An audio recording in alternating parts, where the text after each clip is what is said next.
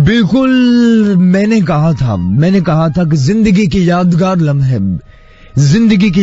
लम्हे या जिंदगी के कुछ खूबसूरत लम्हे मोहब्बतों के साए में गुजर जाए तो अच्छा है। जिंदगी के कुछ खूबसूरत लम्हे मोहब्बतों के साए में गुजर जाए तो अच्छा है।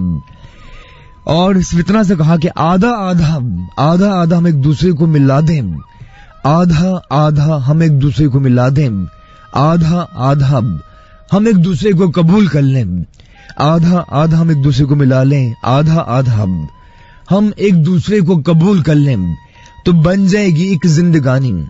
और तुम थक मत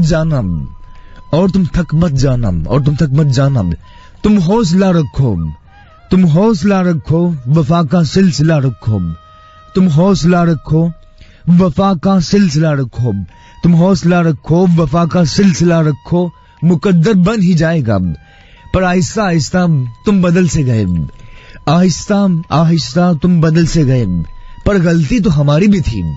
आहिस्ता आहिस्ता तुम बदल से गए और गलती तो हमारी भी थी, जो हमने तेरे दिए हुए लम्हे को हमने तेरे दिए हुए लम्हे को मोहब्बत समझ बैठे, तेरे दिए लम्हे को मोहब्बत समझ बैठे, फुर्सत में गुजारे वक्त को हम जिंदगी समझ बैठे। और थैंक यू जी जितने लोग मौजूद हैं। और